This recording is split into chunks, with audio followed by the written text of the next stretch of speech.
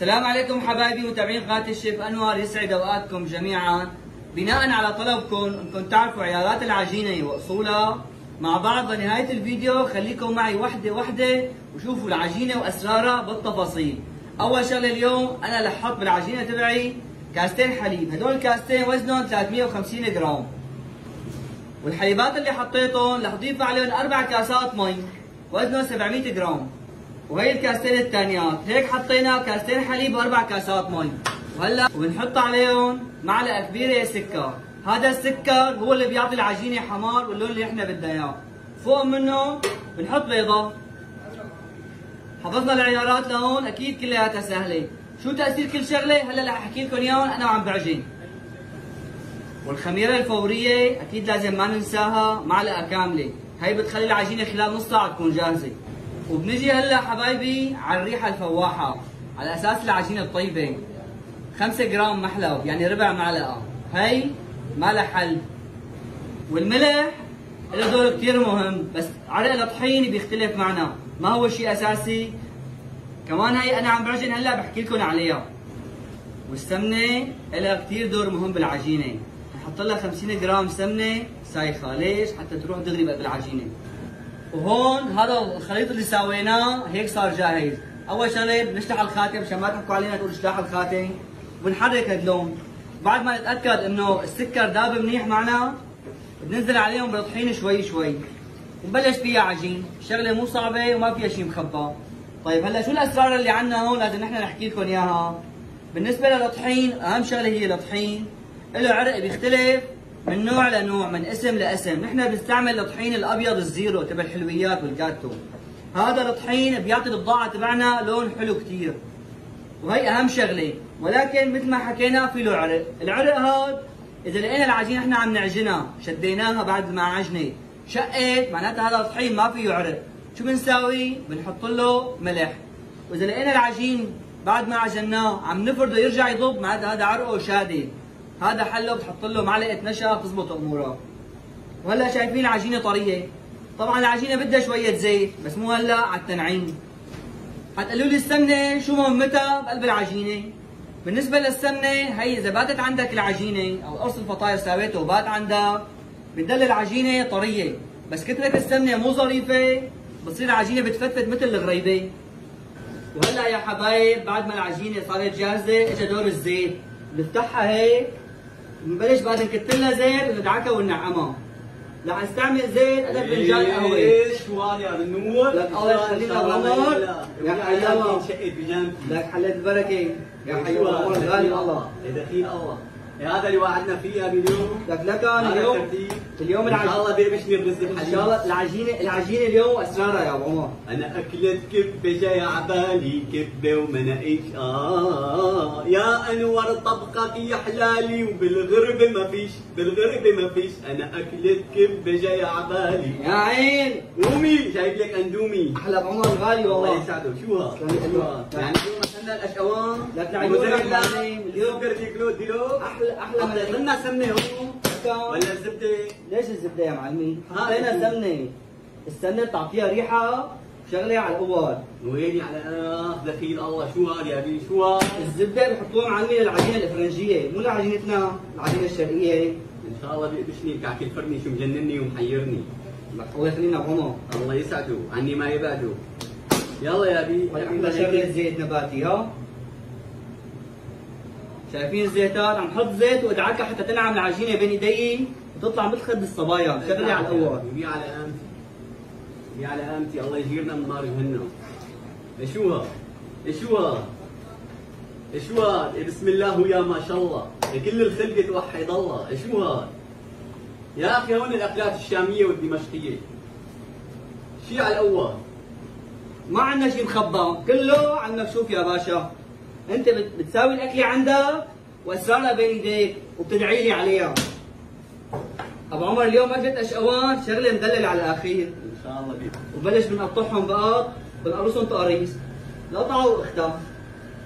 هاي العجينه متى ما قرصناها بنتركها مده نص ساعه لثلاث ارباع الساعه، بتكون جاهزه وشغلي على الاول. يا اخي يا اخي لا يا غوالي، بعد ما العجينه اختمرت بنجيب اول قطعه عجين، نحط لنا رشه طحين هون ونبلش بقى نرقق القرص على ايدينا.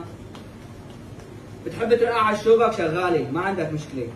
هلا الشباب المشاهدين والمستمعين كل الشباب هذول الشايبه اللي الله تايبه يا حي بدهم يسالوا عن هلا مثلا العجينه المكبوسه، شو هي العجينه المكبوسه يا شيخ؟ سيدي راسي هي العجينه ما بتنفش كثير، بس بنفس الوقت ما بتطلع فطير، بتختمر. ايوه. كيف بتساوي هي العجينه؟ شايفينها سكرت اطرافها مشان ما تطلع الجبنه لبرا، وبنقوشها من هون. هي العجينه سيدي راسي بيحطوا لها محسنات او بيحطوا لها 7 اب او ميرندا تفاح، يعني الشغلات اللي فيها بونزات الصوديوم. حلو. وبتحسن كمان تحط لها لبن رايب اللي هو الزبادي. وبهي الطريقه العجينه ما بتنفش، بتختمر بس ما بتنفش كثير، بتضل العجينه ثقيله. ويلي على الرايق. لك كمان شغله على الاول يعني. وهلا مثل ما احنا شايفين انا عم ساوي هلا جبنه اشقوان اللي عندنا هون بمصر بسموها موزاريلا. قومي جايب لك اندومي. لك شغلي على كيفها. يا انور زيدان حن على هالغلبان. لك الله يخليك يا ابو عمر، هي ناهي. بس لا تنسوا حبايبي ضبطوا لنا الفيديو من عندكم شويه مشاركات مع تعليقات حلوه. مثل ما حكينا المره الماضيه اللي عنده تعليقات سلبيه يبعث لنا على الخاص بنسمعها منه، يعني ما بنزعل حدا نحن. يعني المره الجايه ايه يا روحي؟ الخروف المكتف. ابشر لعيني. مو يا بزيد ما غزي. لا معاه احلى خروف مكتف. الله يحييه والحاج انور. هذا الشيف انور زيدان. وهلا شو بدهم المتابعين كمان يكتبوا لنا بالتعليقات شو حابين نساوي بالفيديو الجاي. احنا ما بنزعل حدا يا غالي. ايش شيف انور؟ يا روحي هي كلها موزاريلا معلم؟ لا سيدي راسي هي غير شكل، هي جبنه حلوم. حلوم. هي جبنه الحلوم فرمناها على الماكينه على حبتها، ما حطينا عليها شيء، بس غيرنا الشكل تبعها. اصلي. يعني جبنا الرغيف هذا هيك العجين بعد ما رقيناه بنحط عليها الجبنه الحلوم بالطريقه هي هيك وبنطويها مثلث مثلها مثل خيوط السبانه. يا سلام. واهم شغله انك تقفل الزوايا تبعها مشان على الفرن ما تطلع لبرا. فين سيدي فين؟ فين دخيل الله اطلع لبرا. وهلا بنحطها هون وبنريحها مع اخواتها، رح نغطيها لتختمر نرجع لكم بعد منها. يا انور زيدان حن على هالغلبان، العجنه بايدك وابو عمر جوعان. الله يخلي لي ابو عمر، اليوم ابو عمر نورنا بالفيديو. لا الله يكرمك. بسم الله. هلا العجينه هدول تبع الاشقوان بعد ما سويناهم مضى عليهم ربع ساعه. حنعمل لهم بخه مي. ليش بخه المي؟ مشان ما تكون نشفت هي، بتكون امورنا بخير. في حال حبيت تساويها عندك بالبيت دقيقة شو يا روحي؟ حبيبي في عالم بالبيت بينهلوها ببيض. لك حبيبي عجينتنا خيرها منا وفيها ما بدها بيض، انت بدك تحط لها بيض، رح يحط لها عندك بالبيت. بتجيب بيضة، بتحط لها فنجان قهوة بتعبيه مي، وبعد منها رشة فانيلا ورشة سكر بتدعكهم مع بعض، وبالفرشاية بتدهنها، بس هون العجينة مدللة يعني شغلة ارفع شوفها. وهلا سقسقنا بعد ما سقسقنا الوش تبعها بالمي، حنرش لها حبة سمسم وحبة بركة، وهون بقى بتبين معكم العجينة وأسرارها. نحن الفيديو اليوم كلياته كرمال شو؟ كرمال تعرفوا أسرار العجينة. كرمال ما تقول لها قومي جايب لك اندومي. وهلا صاروا جاهزين، قلنا فوتوا صباحا على الفرن.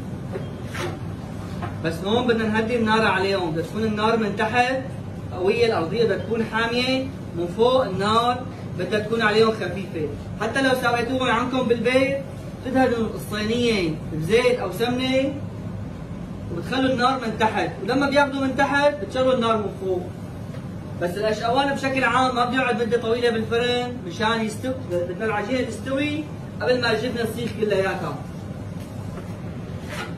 وهيك صاروا بالفرن، بنعير لهم 5 دقائق ل 7 دقائق. وهي الحلوم كمان جاهزين، بنعمل له رشه مي حتى نسقسق الوش تبعها ما تكون نشفت من التخمير، وهيك بتنفش معنا اكثر. وبعد ما سقسق الوش بنرش لها كم حبه سمسم وبركه وبنزوزقها فيهم. يعني هلا بالبيت بس تدهن الصينيه بزيت؟ بس بتدهن الصينيه بزيت وبتحمل الفرن وبتفوضهم على الفرن، بدها تكون النار شغاله من تحت مو من فوق. الحراره لحالها بتخليه ياخذ وش. ما نعطي حراره من فوق. ما بتعطي حراره من فوق. الا اذا كان الفرن عندك تعبان شوي. ساعتها مضطر تعطي نار من فوق، بس ما حتستوي من تحت بتصير. حلوه. وهي العجينه بتشتغل معك للجبنه وللزعتر للمعجنات كلها للسبانخ. وهي الحلوم صاروا جاهزين، كمان حفظوهم قدام اخواتهم على الفرن. خليها تمسك، خليها تمسك بدفى ايدها. لا كان قاعد قدام فيتا عم تتدفى جوا. اصلي. هلا بعد ما استووا نسحب الدهب هذا ونشوف شلون طلع، شوفوا لي المنظر.